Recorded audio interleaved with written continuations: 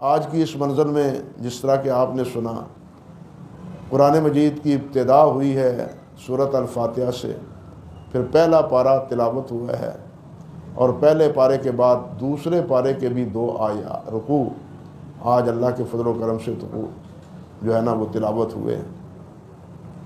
قاری صاحب نے فرمایا تھا خلاصہ قرآن مجید کا، بس یہ زبان پہ بات آ جاتی ہے خلاصے کی، ورنہ حقیقت یہ ہے کہ نہ ہی ایک مجلس میں قرآن مجید کی میں سورۃ فاتحہ کے خلاصہ جو ہے وہ مکمل ہو پاتا ہے، ایک مجلس میں نہیں ہو سکتا۔ آپ ذرا خود سوچیں کہ جس کی تفسیر میں علماء کرام نے عربی میں تو چھوڑے، اردو میں 600 700 صفحے کی کتابیں لکھی ہوں سورۃ فاتحہ کی تفسیر میں، وہ آدھے گھنٹے میں پونے گھنٹے میں کیا بیان کیا جا سکتا، اس کا کیا خلاصہ ہو سکتا ہے؟ بس وہ ایک ہلکا سا کہنا چاہیے تعارف کہ ہم نے جو پڑھا ہے، جو ہر نماز میں پڑھتے ہیں، اس میں ہے کیا ہے اس میں، کہ جس کی وجہ سے پھر اللہ سبحانہ و تعالیٰ نے کہ حبیب علیہ السلام نے حکم فرمایا کہ ہر نماز میں پڑھا کرو، حتیٰ کہ یہ فرما دیا کہ وہ نماز نہیں ہے جس میں فاتحہ نہیں پڑھی جاتی۔ جو بھی نماز ہو، فرض ہو، جماعت کے ساتھ ہو، نفل ہو، جنازہ ہو، جو بھی جس پر نماز کا اطلاق ہوتا ہے وہ بغیر فاتحہ کے نہیں ہوتا۔ جس پر نماز کا اطلاق ہوتا ہے، مقتدی بھی نمازی ہے، وہ نماز کہتا ہے کہ میں نماز پڑھتا ہوں، اس لیے اس کی نماز بھی فاتحہ کے بغیر نہیں ہوتی۔ میں اس مسئلے میں تفصیل میں نہیں جانا چاہتا۔ اللہ اکبر، میں نے تو اس پر 1100 صفحے کی پر مشتمل کتاب لکھی ہے، اب اس کا کیا تفصیل عرض کروں سورۃ فاتحہ کے حوالے سے۔ تو خیر، اس صورت میں جب صورت انسان پڑھتا ہے، دیکھیے سب سے پہلے الحمدللہ رب العالمین، سب تعریفیں، ہر قسم کی حمد، ہر قسم کی ثنا، ہر قسم کا شکر وہ اللہ وحدہ لا شریک ہے، وہ اللہ جو رب العالمین ہے، مجھے ہی پالنے والا نہیں بلکہ جہان میں جتنی مخلوق ہے اس تمام کی پرورش کرنے والا اور پروان چڑھانے والا وہ۔ تعریف کے لائق تو پھر وہ ہوا جس میں کوئی نقص نہیں، کوئی کمزوری نہیں، کوئی کمی نہیں، خوبیاں ہی خوبیاں، کمال ہی کمال ہے، وہاں نقص کا کوئی سوال ہی نہیں ہے۔ اللہ کے علاوہ کوئی نہیں جس میں کمال ہو، اللہ ہی کامل ہے۔ البتہ انسانوں میں جو کامل ہے وہ صرف حضرت محمد رسول اللہ ہے۔ انبیاء کامل ہیں، بات سمجھ لیں، انبیاء کامل ہیں علیہم السلام۔ انسان کے شرف و فضل کا کمال جو ہے وہ انبیاء ہے۔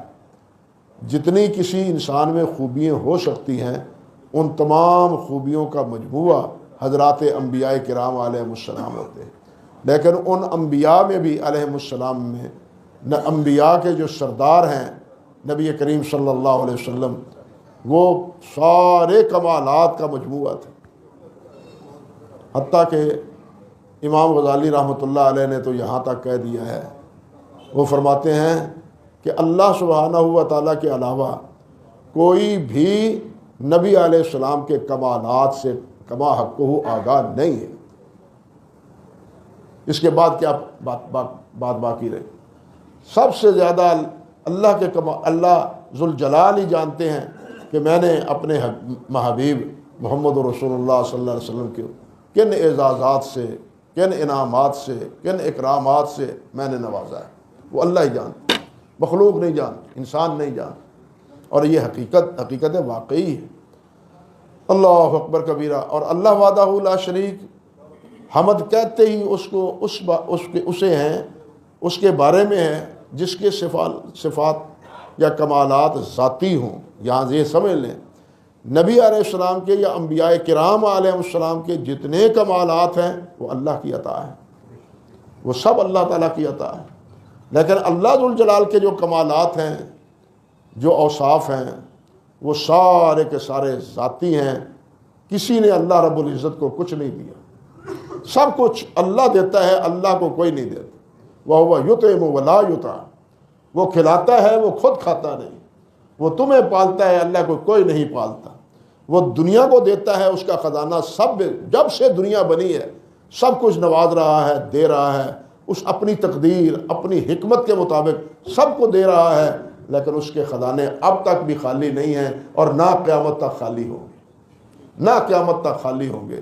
حدیث میں آتا ہے نا، نبی علیہ الصلوۃ والسلام نے فرمایا، حضرت ابو ذر سے مروی ہے، صحیح مسلم کی روایت ہے کہ نبی علیہ الصلوۃ والسلام نے ارشاد فرمایا کہ اللہ تعالیٰ فرماتے ہیں اگر سارے جن سارے انسان ایک جگہ جمع ہو کے اللہ رب العزت سے اپنی اپنی ضروریات کے مطابق طلب کریں، مانگیں، سوال کریں، اللہ ذوالجلال تمام کی طلب پوری کرتا رہے، تو اللہ کے خزانے میں اتنی بھی کمی نہیں ہوگی۔ جس طرح کہ کسی سمندر میں آپ ایک انگلی ڈبوئیں اور اس سمندر میں سے تھوڑی سی تری آپ کے انگلی کو لگے گا، سمندر میں کوئی کمی واقع نہیں ہوگی، سمندر میں کوئی کمی واقع نہیں ہوگی۔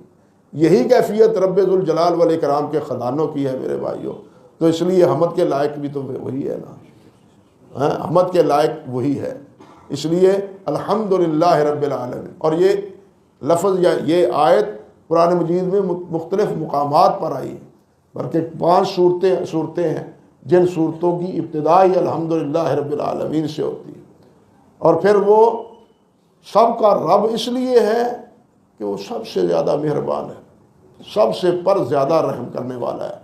رحمان، یہاں ایک بات سمجھے، رحمان میں اللہ ذوالجلال کا اسم اگرچہ صفاتی ہے، اگرچہ اسم صفاتی ہے، لیکن یہ صفاتی اسم صفات کی وجہ سے اتنا متعارف ہو چکا ہے کہ یہ صفاتی اسم بھی علم بن کے رہ گیا ہے، اسم بن کے رہ گیا ہے۔ بسا اوقات وصف اتنا معروف ہو جاتا ہے کہ وہ علم بن جاتا ہے، نام بن جاتا ہے، حالانکہ نام کوئی اور ہوتا ہے، نام کوئی اور ہوتا ہے۔ ہمارے علمی دنیا میں علماء کرام کے ہاں ہم سب کے استاد اور سب کے مربی حضرت حافظ محمد گوندلوی رحمۃ اللہ علیہ نور اللہ مرقدہ، علماء کے ہاں جب یہ بات بولی جائے بڑے آپ صاف فرماتے ہیں، بس اتنی بات، بڑے آپ صاف فرماتے ہیں، سب سمجھ جاتے ہیں کہ حافظ محمد گوندلوی بھی ہے۔ اسی طرح علماء کے ہاں حضرت میاں صاحب فرماتے ہیں، سب سمجھ جاتے ہیں کہ میاں صاحب سے مراد حضرت مولانا سید نذیر حسین محدث دہلوی۔ جب کہا جاتا ہے حضرت محدث دہلوی کہتے ہیں، سب جو سمجھ جاتے ہیں کہ اس سے مراد شاہ ولی اللہ رحمۃ اللہ علیہ، یعنی صفت بسا اوقات علم کا درجہ لے لیتی ہے۔ تو رحمان اصل میں ہے تو صفاتی نام، لیکن اس نے اسم کا درجہ، علم کا درجہ لے لیا، تبھی اللہ نے فرمایا قل ادعوا اللہ عبد الرحمن ایما تدعوا فلہ الاسماء الحسنی، یا رحمان کرو یا اللہ کہو، ایک ہی بات، یعنی یا الرحمن کرو یا اللہ کہو، دونوں ایک ہی بات ہے۔ اللہ اکبر کبیرہ۔ اور پھر دیکھیے رحمان میں وفور رحمت کا تصور ہے، اور رحیم اللہ ذوالجلال کی صفت فعلی ہے، صفت فعلی ہے، جس کی اس رحمان کی رحمانیت کی اثر پذیری اس رحیم ہونے کی ناطے سے، اور چونکہ یہ اثر پذیری ہر جگہ ہے، اس لیے رحیم کا لفظ قرآن مجید میں رحمان سے زیادہ ہے۔ رمضان قرآن مجید میں رحمان کا لفظ 57 دفعہ آیا ہے، اور رحیم کا لفظ صفت 114 مرتبہ آیا ہے، ڈبل۔ کیوں کہ فعلی صفت اللہ سبحانہ، وہ تو ذاتی وصف ہے، رحمان اللہ کا ذاتی وصف ہے، اور رحیمیت ایسی ہے جس سے کوئی بے نیاز ہے ہی نہیں۔ اللہ کی رحیمیت ایسی ہے جس سے کوئی بے نیاز ہے ہی نہیں، اور اللہ کی رحمت کے بغیر نہ کوئی جی سکتا ہے، نہ بول سکتا ہے، نہ دیکھ سکتا ہے، نہ چل سکتا ہے، نہ کچھ سن سکتا ہے۔ جو کچھ بھی یہ کر رہا ہے، یا کھا سکتا ہے، نہ سو سکتا ہے، یہ اللہ کی رحیمیت کا نتیجہ ہے۔ اگر اللہ سبحانہ و تعالیٰ کی مہربانی نہ ہو، اللہ کی رحمت نہ ہو، آپ دیکھیں نبی اکرم حضرت محمد رسول اللہ صلی اللہ علیہ وسلم کی ایک دعا ہے بڑی معروف، جن بھائیوں کو نہیں یاد ان کو یاد کرنی چاہیے۔ اللہ اکبر، یا حی یا قیوم لا الہ الا انت برحمتک استغیث، اللہم انی اسألک برحمتک التی، اللہم لا تکلنی الی نفسی طرفۃ عین اللہم لا تقلنی الی نفسی طرفۃ عین واصلح لی شانی کلہ لا الہ الا انت اللہم رحمتک ارجو اللہم رحمتک ارجو، اے اللہ میں تیری رحمت کا امیدوار، اللہم رحمتک ارجو، اللہ میں تیری رحمت کا امیدوار ہوں اور امید تیری رحمت کا طالب ہوں۔ فلا تکلنی الی نفسی طرفۃ عین، مجھے ایک آنکھ جھپکنے کے برابر بھی میرے نفس کے سپرد نہ کرو، اپنی سپرداری میں رکھو۔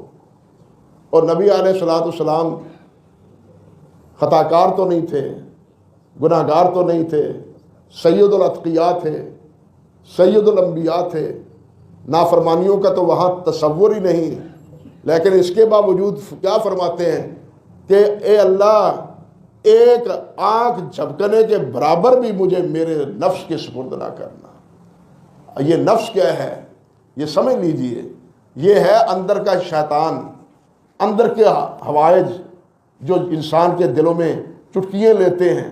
آپ غور کریں، نبی علیہ السلام ہر خطبے میں یہ فرماتے ہوئے وَنَعُوذُ بِاللَّهِ مِن شُرُورِ أَنفُسِنَا وَأَعُوذُ بِاللَّهِ مِن شُرُورِ أَنفُسِنَا، یا اللہ تیری پناہ چاہتے ہیں اپنے نفس کے شر سے، نفس کے شر سے۔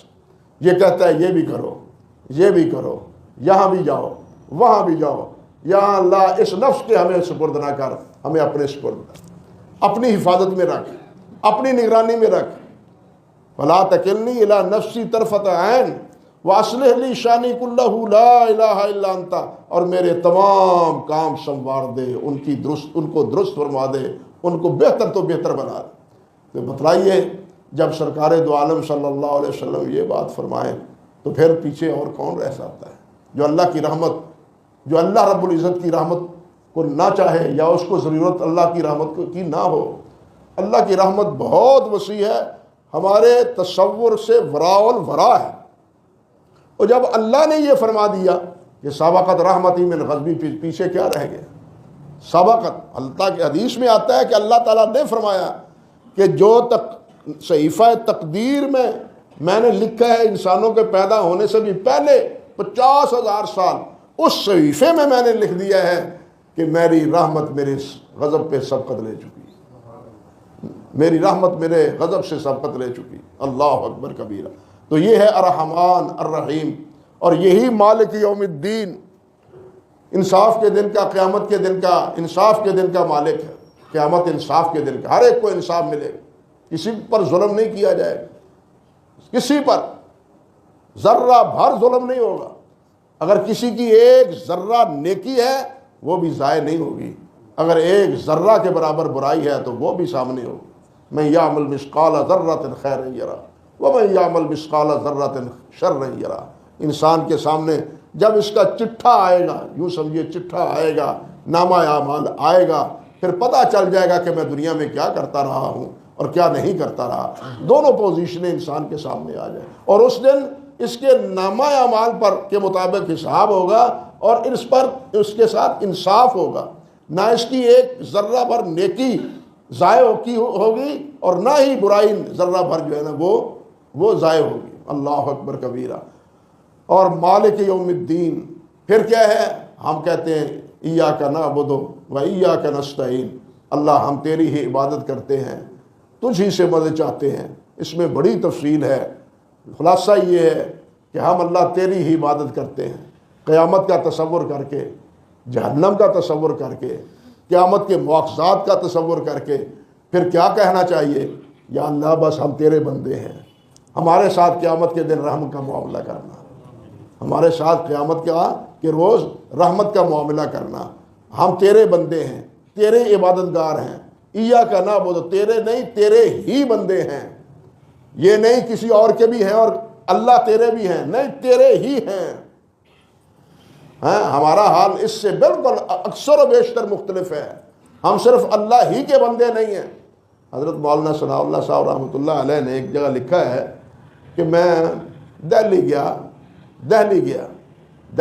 ایک صاحب ملے مجھے، مولانا صاحب نام بھی لکھا ہے انہوں نے، میں مناسب نہیں چاہتا ذکر ساری بات کا، تو وہ کہنے لگے، ملے مجھے، کہنے لگے مولانا میں آج حضرت شیخ نظام الدین اولیاء رحمۃ اللہ علیہ کی قبر پر گیا تھا، مزار پر گیا تھا، وہاں لوگوں کی حالت دیکھ کے میں نے انہیں کہا اوہو تم بالکل مشرک نہیں ہو، تم بالکل پکے مسلمان ہو، تم بالکل مشرک نہیں ہو۔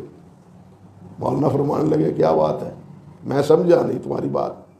فرمانا کہنے لگا مشرک تو وہ ہوتا ہے جو اللہ کی بھی عبادت کرے اور غیر اللہ کی بھی عبادت کرے، سمجھے بات؟ مشرک وہ ہوتا ہے جو اللہ کے ساتھ عبادت میں کسی کو شریک کرے، اللہ کی بھی عبادت کرے اور غیر اللہ کی بھی عبادت کرے۔ اور میں نے وہاں دیکھا اللہ کی عبادت کرنے والا تو کوئی ہے نہیں، سب کچھ عبادت ہو رہی ہے تو نظام الدین اولیاء کی ہو رہی ہے۔ انا للہ و انا الیہ راجعون۔ آپ بتلائیے یہ حالت ہے ہماری، اور کہتے ہیں نماز میں کھڑے ہو کے ایاک نعبد و ایاک، کس منہ سے کہتے ہیں ایاک نعبد و ایاک نستعین؟ یہ جملہ بتلاتا ہے کہ مومن نمازی ہر جائی نہیں ہوتا، وہ ایک در کا ہو کے رہ جاتا ہے، وہ ایک در کا ہو کے رہ جاتا ہے، اور وہ در کس کا ہے؟ رب العالمین کا، ارحم الراحمین، رحمان اور رحیم کا در۔ ایاک نعبد و ایاک نستعین، یا اللہ ہم تجھ سے مدد مانگتے ہیں، ہمارے کام سنوار دے، ہماری نمازیں سنوار دے، ہمارے ذکر و اذکار سنوار دے۔ ہم نماز نہیں پڑھ سکتے اگر تیری استعانت، تیری مدد، تیرا تعاون شامل حال نہ ہو تو ہم نماز بھی نہیں پڑھ سکتے۔ بہرحال اس کے بعد، عبادت کے بعد، اہدنا الصراط المستقیم، یا اللہ صراط مستقیم پر چلا۔ یہ صراط مستقیم کیا ہے؟ یہی ایاک نعبد و ایاک نستعین کا، جس طرح قرآن مجید میں دوسرے مقام پر فرمایا ان اعبدوا اللہ ربی و ربکم، حضرت عیسیٰ علیہ السلام نے فرمایا تھا ان اللہ ربی و ربکم فاعبدوہ ھذا صراط مستقیم، ان اللہ ربی و ربکم فاعبدوہ ھذا صراط مستقیم، میرا اور تمہارا رب اللہ ہے، اللہ کی عبادت کرو، یہی سیدھی راہ ہے، اللہ کے علاوہ کسی اور کی عبادت کرنا سیدھی راہ نہیں، گمراہی کی راہ ہے۔ نبی علیہ السلام نے صحابہ فرماتے ہیں زمین پر اس طرح ایک خط کھینچا، خط کھینچنے کے بعد ادھر بھی خط کھینچا، ادھر بھی خط، ادھر بھی خط، ادھر بھی خط، پھر آپ نے اشارہ کیا ھذا صراطی مستقیما، یہ ہے میری سیدھی راہ، ادھر ادھر جانے والے میرے راستے پر نہیں ہیں، ادھر ادھر جانے والے میرے راستے پر نہیں ہیں، ادھر ادھر نہ جاؤ بلکہ اسی راستے کے راہ رو بنے رہو جس راستہ حضرت محمد رسول اللہ صلی اللہ علیہ وسلم نے ہمیں سمجھایا، بتلایا اور دکھایا ہے۔ اللہ سے، اور علماء نے لکھا ہے اس تفسیر میں کہ یہ راستہ کن کا ہے؟ یہ راستہ ہے انبیاء کا، یہ راستہ ہے صحابہ کرام کا، یہ راستہ ہے ابو بکر کا، یہ عمر کا، عثمان کا، علی کا، طلحہ کا، زبیر کا، عبد الرحمن کا، اور جن کو نام لے لے کے نبی علیہ السلام نے فرمایا یہ جنتی، نام لے لے کے جن کا فرمایا یہ جنتی ہیں، یہ ان کا راستہ ہے۔ اہدنا الصراط المستقیم، یعنی ان جنتیوں والے کے راستے پر ہمیں چلا۔ جنتی جو جن کے بارے میں یا اللہ تو نے فیصلے کر دیے ہیں کہ یہ جنتی ہیں، یا اللہ ان کے راہ رو، ان کے راستے کا راہ رو ہمیں بنا دے، ان کے راستے پہ ہمیں چلا دے۔ اہدنا الصراط المستقیم صراط الذین انعمت علیہم، جن پر تیرے انعامات ہوئے ہیں، صراط الذین انعمت علیہم، جن پر تیرے انعامات ہوئے ہیں۔ وہ انعامات کن پر ہوئے ہیں؟ یہی انبیاء کرام علیہ السلام پر، شہداء پر، صدیقین پر، اولیاء پر، جس طرح کہ خود اللہ سبحانہ و تعالیٰ نے قرآن مجید میں فرمایا ہے من یطع اللہ ورسولہ فاولئک مع النبیین والصدیقین والشہداء والصالحین وحسن اولئک رفیقا۔